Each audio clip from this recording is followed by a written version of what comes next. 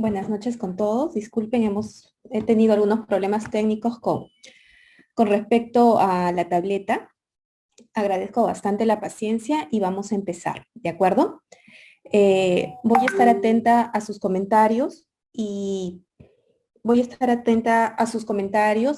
cualquier duda y vamos a tratar de hacer esto lo más dinámico posible, ¿sí? Bien es cierto, y yo comprendo de que todos anestesia es un poquito más difícil de entender porque es algo que quizás no está normalmente en el pregrado, lo vemos, es a veces también hasta un poco tedioso, pero vamos a tratar de hacer lo mejor posible para que ustedes puedan desarrollar bien todas las preguntas que vienen, ¿no?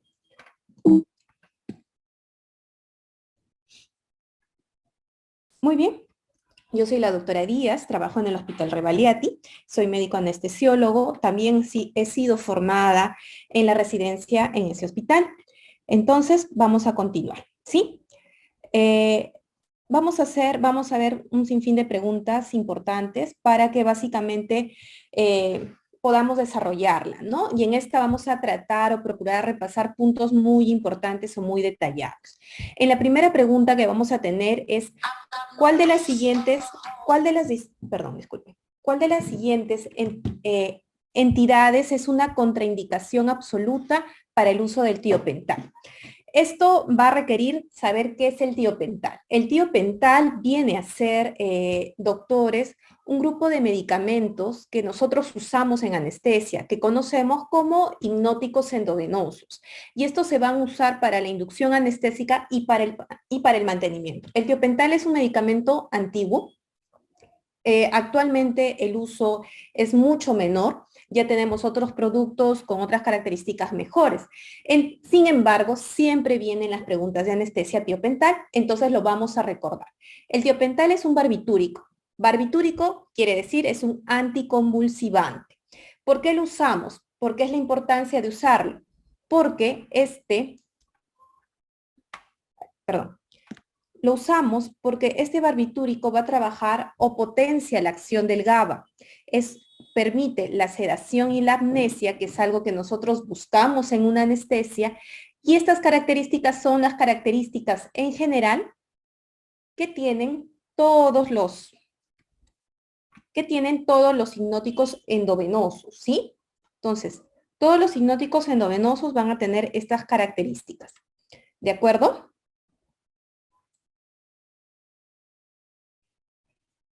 Otra cosa que tenemos que recordar del tiopental es de que tiene un efecto o una acción muy rápida, que es una característica también muy común en todos los hipnóticos. Nosotros perdemos la conciencia al uso de este hipnótico a los 30-60 segundos de iniciada su infusión o su colocación en bolo. Tiene un metabolismo hepático, pero tiene características que la van a diferenciar del otro grupo de medicamentos que nosotros vamos a conocer. Dentro de la farmacodinámica, vamos a ver que a nivel del sistema nervioso central ya sabemos que es un anticonvulsivante. ¿De acuerdo? Eso está claro. Pero tiene también la ventaja de disminuir el metabolismo cerebral. Y al disminuir el metabolismo cerebral es conocido como un neuroprotector. Tengo un problema con la tablet, pero vamos a tratar de solucionarlo.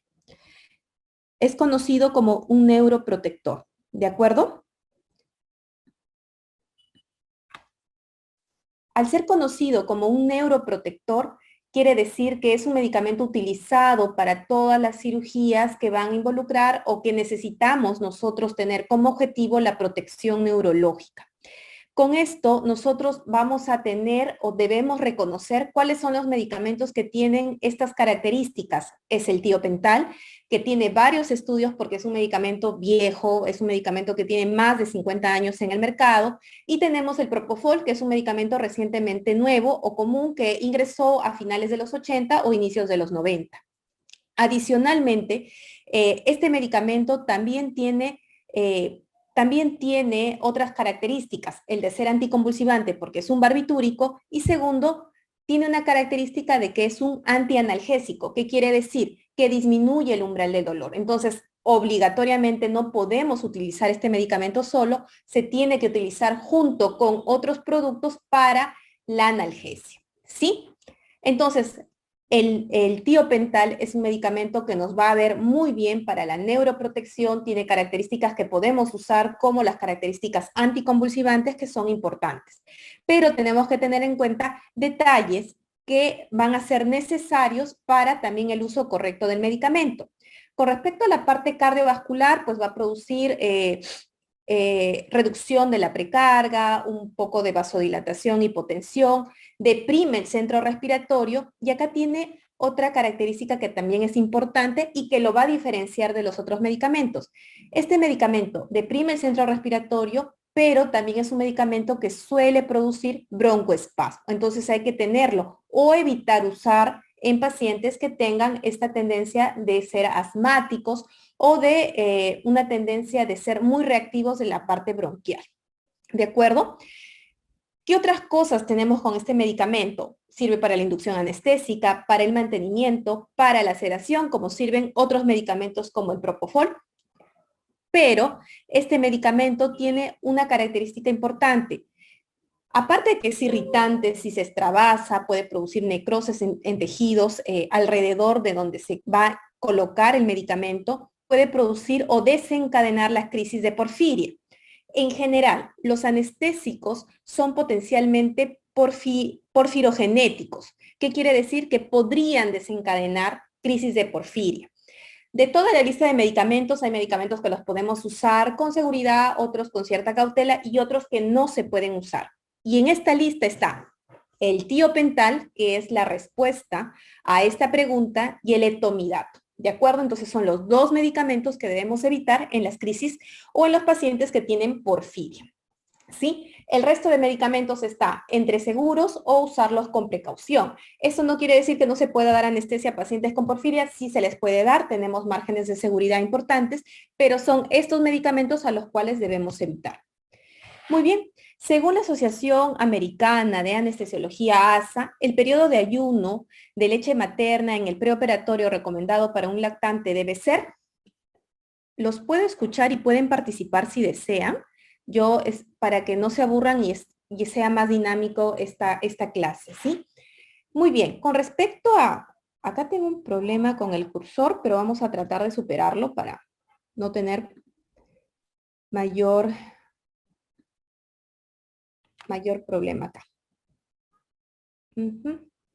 Bueno, a ver. El ayuno ha cambiado radicalmente sus reglas, ¿no? Antes se necesitaban ayunos de varias horas. Lo que se ha demostrado actualmente es que el ayuno de varias horas o prolongados es contraproducente para el bienestar del paciente, ¿sí?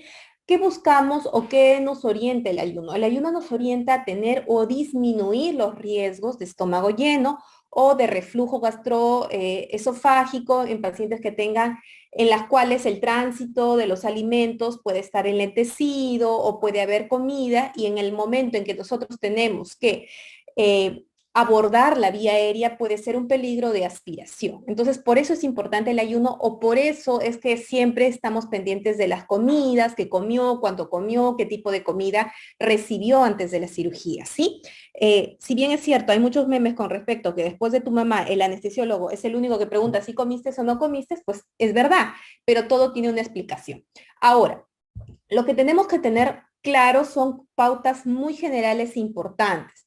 Dentro de estas pautas generales importantes son de que vamos a tener pautas generales en pacientes adultos y en pacientes niños o menores, niños o lactantes, ¿sí? Con respecto a los pacientes pequeños, la lactancia materna en aquellos niños que probablemente pueden, sobre todo los niños que están en lactancia materna exclusiva, en los menores de 6 meses, es de 4 horas, ¿de acuerdo? Se considera todas las leches maternizadas como una comida general en estos niños.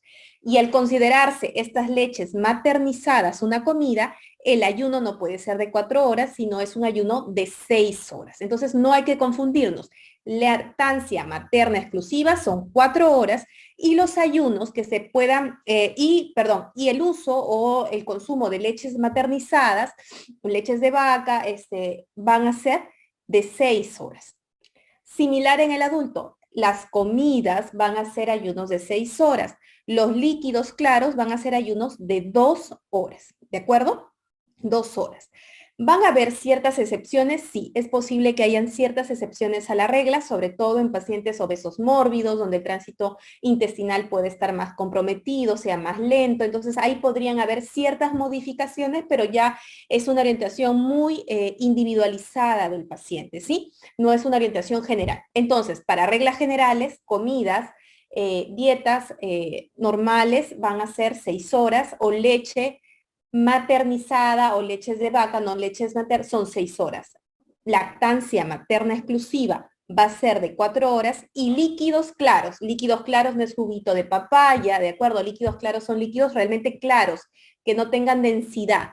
Puede ser un té, puede ser una manzanilla, puede ser agua con azúcar. Esos son líquidos claros. A esos se les van a dar 2 horas. Muy bien. Entonces yo creo que eso ya está más claro, ¿no? Con respecto a los relajantes despolarizantes, vamos acá un poquito a, muy bien, voy a repetir con respecto al ayuno. Estamos hablando que el ayuno va a parecerse mucho en adultos como en niños, ¿sí? Sobre todo, vamos a hacer hincapié, como había mencionado, a la parte de los niños. Se considera la leche materna exclusiva, ese alimento de leche materna, solo 4 horas. Las leches maternizadas, ya, Fadrón, leche Gloria, lo que ustedes quieran, se consideran comidas como tal. Entonces, estas van a encajar en 6 horas. Como un adulto cuando le dice, señor, no puede comer nada antes de las 6 horas a su cirugía, lo mismo vamos a decir en un niño de 1 año que la mamá le quiere dar leche. Perfecto, usted le puede dar leche de su leche Gloria, ya, su leche Gloria de la tita amarilla, ya, perfecto señora, pero van a ser 6 horas como última toma que podría tomar ese niño. Con respecto a líquidos claros, son 2 horas, pero ya hemos definido qué es un líquido claro, ¿de acuerdo? Entonces, el líquido claro no tiene grumitos, no es espeso, es claro, es cristalino, si ustedes desean, de colores, por eso son básicamente los líquidos de té o un refresco de manzana, pero no el refresco con los sedimentos de la manzana, ¿no? Sino sería como el agüita de ese refresco o agüita de piña, pero es así, muy claro, ¿sí? Entonces, yo creo que con eso, no sé si Carolina te queda claro para que lo tengan presente. Ahora, esto también es importante, ¿no? Porque las preguntas cuando hablamos de dieta, hablamos de una dieta como un pollito a la plancha, pero a ver, a veces pues las personas o los pacientes son muy curiosos y nos dan una cantidad excesiva de comida. Entonces, evidentemente, ahí tampoco va a encajar las 6 horas. Pero recuerden que las preguntas vienen muy generales. O sea, si vamos a pensar en una cosa muy específica, pero sí, vamos a perder. Entonces, no, la pregunta viene muy general y la respuesta tiene que ser general, porque es una orientación, son protocolos que orientan, ¿no? Estas cosas muy, muy exclusivas, muy cositas, debería ser una pregunta muy exclusiva y que va a buscar un objetivo muy exclusivo. Pero con respecto a comidas y ayunos, vamos a recordar 6, 4 y 2. Esa regla de 6, 4 y 2 horas. Muy bien. Ahora vamos a pasar a un grupo de medicamentos que sí, yo personalmente cuando tuve que estudiarlos me eran un poco difíciles, pero que se me hizo mucho más fáciles porque estoy en contacto con estos medicamentos, conozco sus acciones, beneficios y desventajas, pero sí me fueron un poco difíciles iniciarlos cuando yo no estaba muy familiarizada en el pregrado con estos medicamentos, quizás recuerdo que en farmacia, en las prácticas de farmacia, por ahí al sapito le pusimos este tipo de relajantes para ver la parte del muscular y todo lo demás. Entonces, puede pasarle a muchos de ustedes lo mismo. No es difícil. Lo que necesito que ustedes integren en la cabeza para que estudien, sobre todo en medicamentos, es comparar. Cuando uno estudia comparando, cuando uno estudia relacionando, es donde más va a fijar el conocimiento. Entonces, a mí me sirvió, y por eso es que lo coloco siempre, este esquema, porque fue así donde yo pude abrir mi mente y comparar, y me permite, por ejemplo, ahora explicarles. La clasificación de los relajantes neuromusculares o bloqueadores neuromusculares, también los podemos encontrar en la literatura, sí, van a abrir en dos grandes brazos. Tenemos los bloqueadores o relajantes neuromusculares despolarizantes, que quiere decir que van a despolarizar, y los no despolarizantes. No hay más ahí. Despolariza o no despolariza. De los despolarizantes, solo vamos a tener un único ejemplo y un único medicamento que nos viene a cada rato, así que va a ser imposible que ustedes se olviden. Es la succinilcolina, ¿sí? ¿De acuerdo? Entonces, vamos a completar este cuadro. Acá tiene que ir succinilcolina, ¿sí? Entonces, es un relajante neuromuscular despolarizante. Los relajantes no despolarizantes quiere decir que no van a despolarizar nada, no van a abrir ningún canal, absolutamente nada. Estos relajantes sí se abren, van a tener una clasificación donde se va a abrir un poco más los brazos. Cuando otra característica que va a diferenciar al despolarizante del no despolarizante van a ser con respecto a la acetilcolina. Recuerden, despolariza. ¿Quién participa en la despolarización? La acetilcolina. Creo que eso está claro porque es algo de fisiología, por ahí vamos a recordar. Entonces, este medicamento que es despolarizante tiene que ser un agonista de la acetilcolina, tiene que parecerse a la acetilcolina porque va a hacer una función parecida a la acetilcolina. Los no despolarizantes no necesitan parecerse a la acetilcolina, compiten con esta para buscar el asiento que la acetilcolina normalmente usa porque ellos quieren sentarse ahí, ¿de acuerdo? Entonces yo creo que ahí vamos a diferenciar los despolarizantes de los no despolarizantes. ¿Qué es otra característica? Bueno, obviamente se van a unir los despolarizantes al receptor nicotínico, porque es ahí donde va a estar, en este receptor se va a dar la despolarización de la unidad muscular, ¿sí? Y con respecto al despolarizante, esta unión y este agonismo, este parecido a la acetilcolina, va a producir dos efectos muy importantes, muy marcados, que vamos a tener en consideración y que lo van a hacer único en este tipo de familias de medicamentos. Uno, como se parece a la acetilcolina y como despolariza, entonces va a despolarizar a nivel de esta unión del receptor nicotínico. Y esta primera fase es conocida como las fases de fasciculaciones, que es la fase de despolarización. Luego va a venir un sinfín de eventos que van a pasar, como la pérdida de la sensibilidad del canal, el aumento del potasio y todo, y ya. Como hizo la función, despolarizó, quemó esta parte, ya la hace insensible.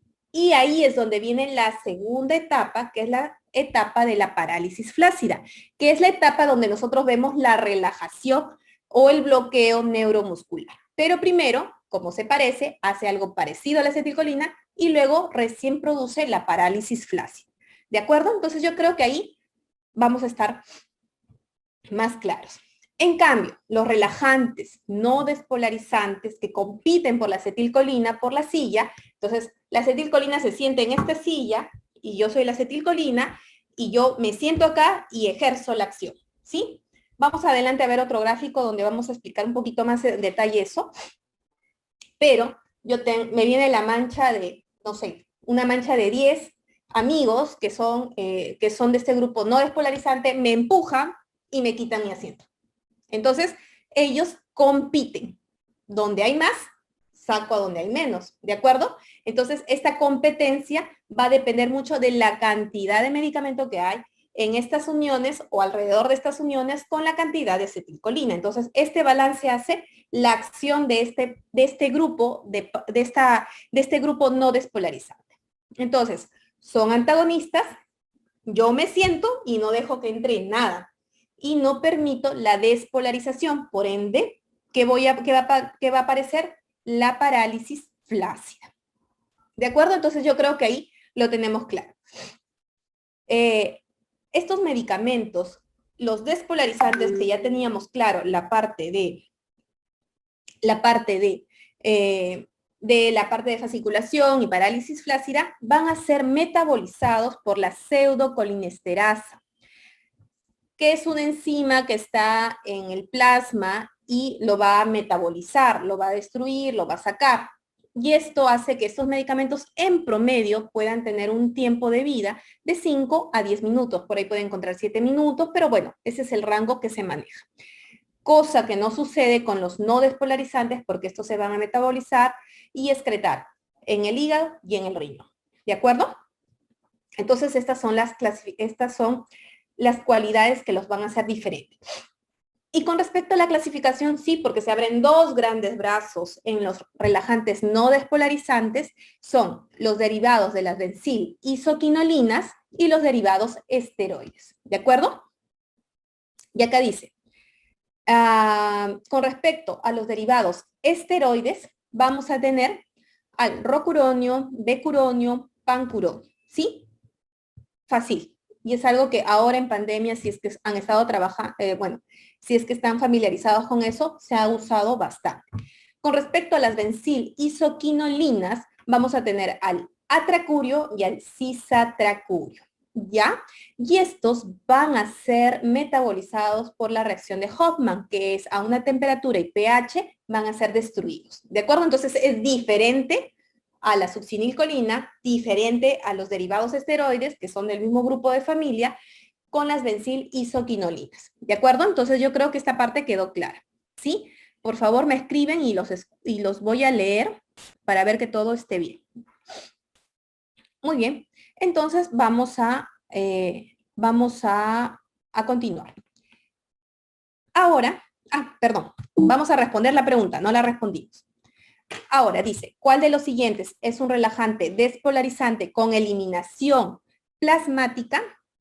Vamos a tener dos claves en esta pregunta. Nos dice relajante, nos dice despolarizante, o sea, ya no sé que se elimina por la pseudocolinesterasa, pero el hecho que me diga relajante y despolarizante, solo teníamos a un único representante, que es la succinilcolina, ¿sí? Entonces yo creo que ahí vamos un poco ya manejando también las preguntas para poder obtener la respuesta a veces sin que necesitemos saber absolutamente todo de la pregunta. Muy bien, el fármaco de elección para revertir el efecto de los relajantes musculares no despolarizantes, entonces recordemos que los no despolarizantes son todos menos la succinilcolina, así que yo creo que ahí no vamos a tener confusión. Esta es una pregunta un poco antigua y un poco amplia, pero sin embargo siguen preguntando y se sigue usando, ¿no?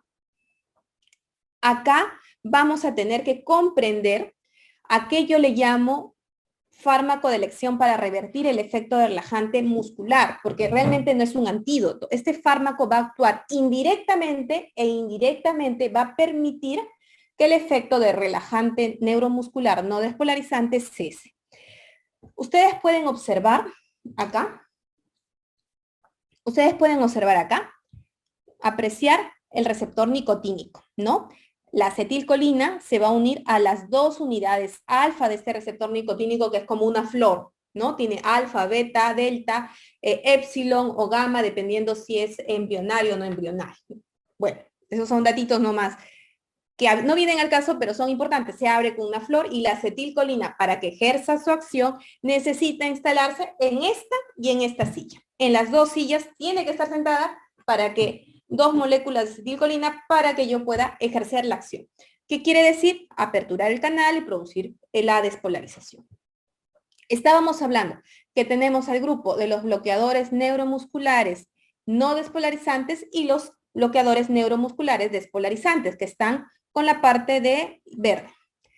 Los despolarizantes necesitan solo sentarse en una silla. Me siento, aperturo canal y despolarizo. Y esto va a generar la primera fase, es la fase de fasciculación. Es la fase que dice, ¿es doloroso usar el relajante, la succinilcolina? Sí, puede llegar a ser doloroso porque hay una contracción así muy molesta y luego va a haber la relajación.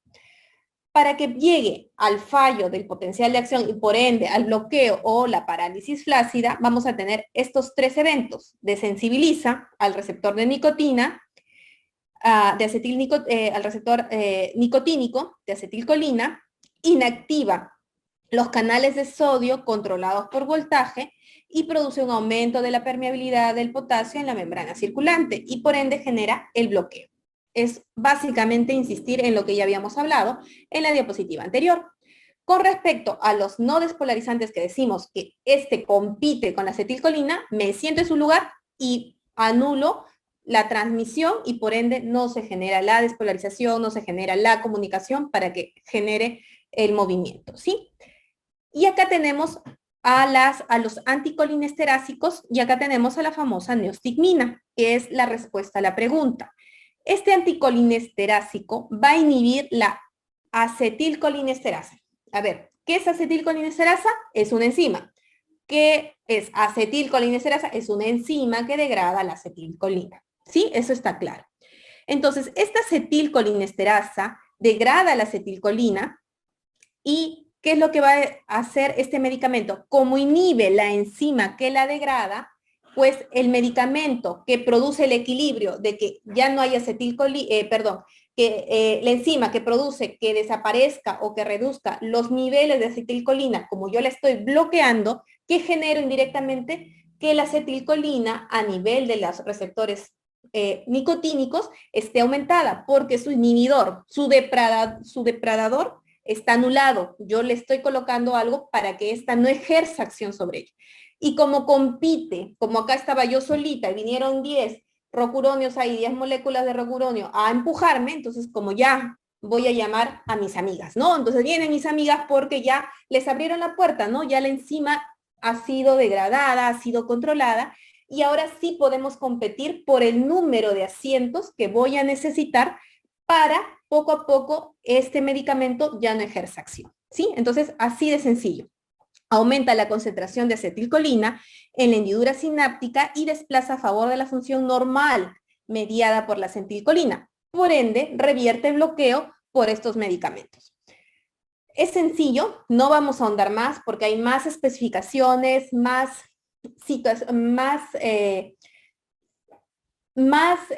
sobre todo especificaciones para que se actúe y realmente se produzca la reversión del efecto. Pero para que ustedes lo tengan claro, es así, ¿de acuerdo?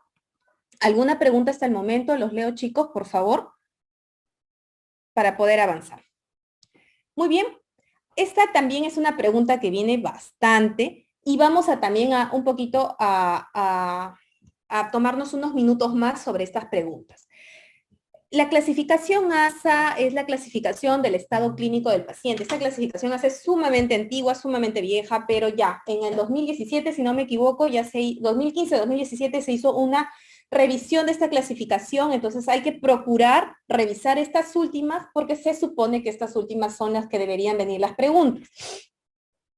Sobre todo donde nos dan ejemplos muy claros en adultos, en niños y en gestantes. ¿De acuerdo? Entonces, clásicamente, lo grosero va a estar ahí. Paciente de 60 años con diagnóstico de hipertensión arterial, diabetes mellitus controlada. Entonces, acá la palabra clave va a ser controlada. ¿De acuerdo? Al ser la palabra clave controlada, entonces es lo que yo voy a necesitar resaltar. Si tengo mi lápiz, lo resalto, le pongo una estrella, lo que ustedes deseen, pero lo resalto. Ingresa a sala de operaciones para una colelapia. ¿Cuál es el riesgo perioperatorio que le corresponde a este paciente según la clasificación ASA? Es 2, y es lo que vamos a observar ahora, ¿sí? Entonces, es mucha letra, lo sé, pero es importante que ustedes me presten un poquito de atención porque ya con esto yo creo que vamos a poder avanzar. El ASA1 es el paciente normal y saludable, probablemente la mayoría de ustedes. La mayoría de ustedes es un ASA1, que en un adulto es un paciente que no fuma, puede consumir alcohol de manera social, no es que tome alcohol todos los días, y ese tipo de cosas, ¿sí? En pediátricos también es un niño sano, que no tiene enfermedad aguda ni crónica, que es un niño sano, y el niño sano involucra niño con un peso adecuado para su edad, ni muy gordo, ni muy delgadito. ¿De acuerdo? En gestantes, las gestantes no pueden ser ASA1. No, porque los cambios fisiológicos que le genera el embarazo ya la clasifican de arranque como un ASA2. ¿De acuerdo? Entonces, no nos podemos olvidar de ese detalle importante. Con respecto al ASA2, y esta es la descripción que siempre debemos recordar, es paciente con enfermedad sistémica leve. ¿Ya? Puede estar la palabra leve, puede estar la palabra controlada, puede estar la palabra sin limitación funcional. Entonces, leve, controlada, sin limitación funcional, pueden ser palabras que podrían permitirnos y orientarnos a un ASA 2. Entonces, acá, ejemplos. Enfermedad leve sin limitaciones funcionales, ¿no?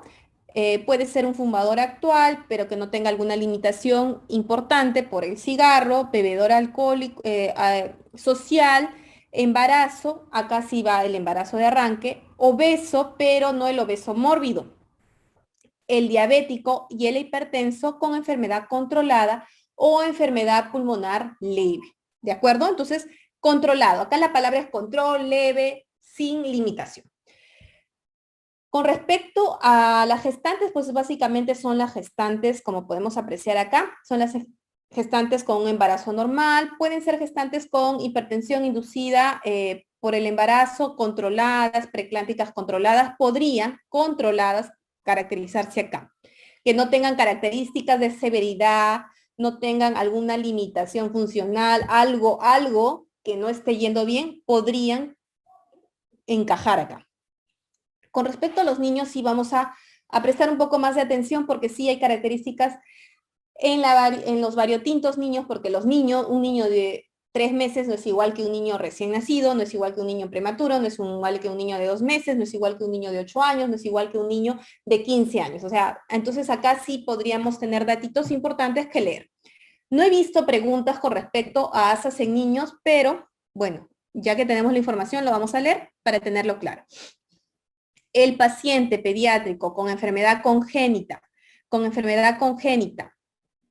cardíaca, asintomática, con algún tipo de arritmias controladas, asma sin exacerbaciones, o sea, controladas, epilepsias controladas, diabetes no insulino dependiente,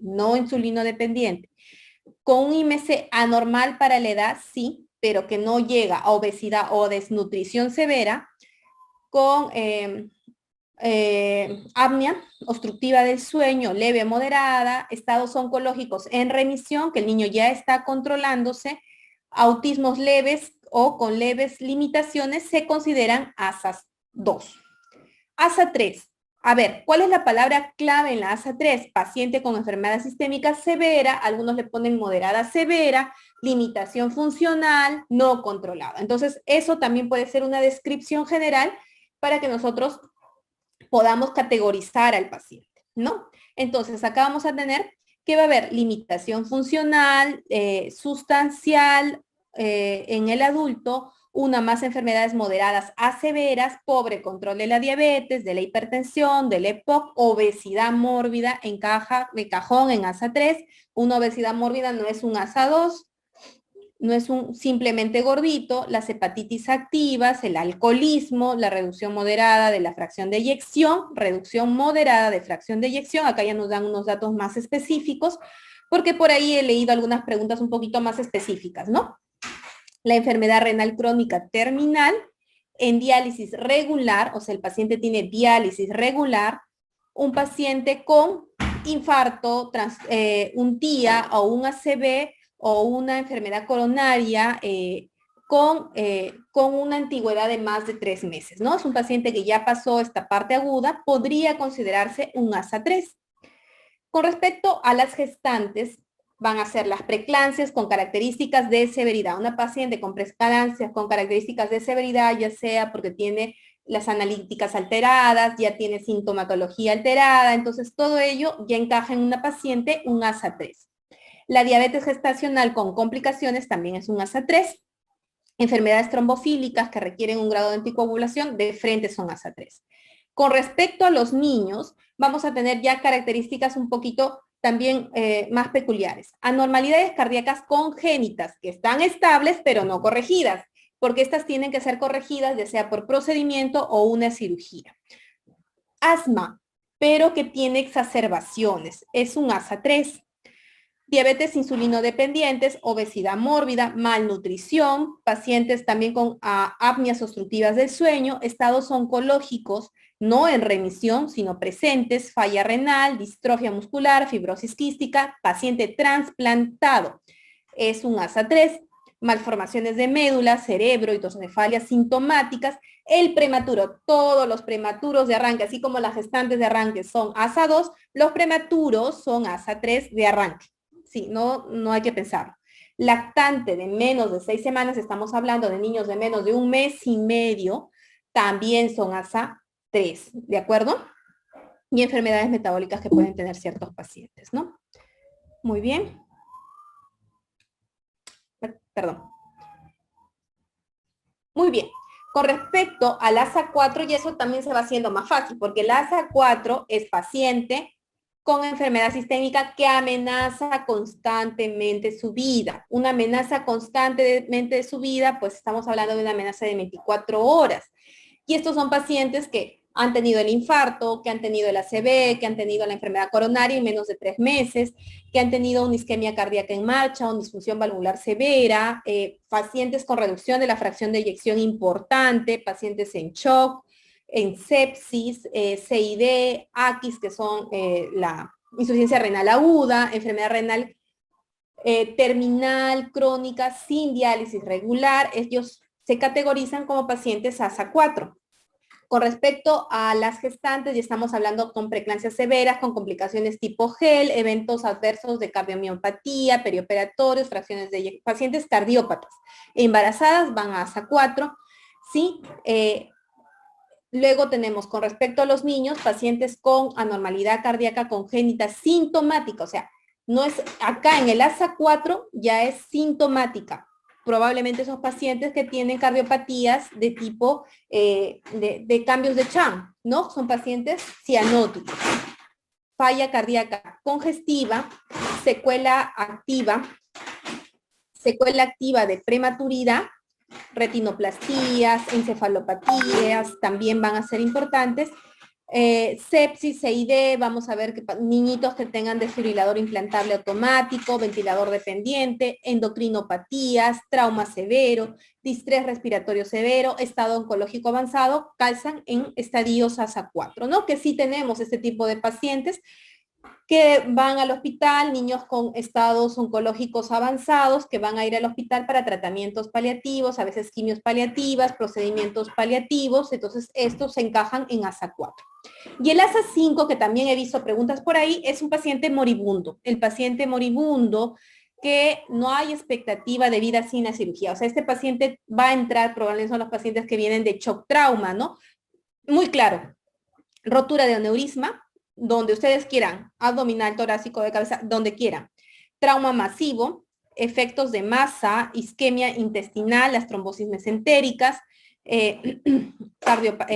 disfunción orgánica múltiple, van a estar encajados en ASA5. Y ASA5 es la ruptura uterina. La ruptura uterina es considerada en una gestante un ASA5. O sea, no tenemos tiempo. Esta paciente se va a morir. Sí o sí tiene que entrar a sala de operación. Con respecto a los pacientes pediátricos, pues va a parecerse mucho, traumas masivos, hemorragias intracraneales, pacientes que requieren ECMO, arresto, falla respiratoria, hipertensión maligna, falla cardíaca, congénita, descompensada, encefalopatía hepática, isquemia intestinal, disfunción orgánica múltiple, ¿no? Y el ASA6 son los declarados en muerte cerebral, que son los pacientes para donación de órganos. A estas clasificaciones yo le agrego el sufijo E para considerar que son pacientes de emergencia. Como ustedes entenderán, los pacientes ASA5 y ASA6 probablemente siempre tengan el sufijo E. El ASA4, excepcionalmente, la mayoría, por no decir más del 90% va a ser E, porque ellos van a entrar de manera urgente a sala de operaciones, van a tener esta parte, ¿no?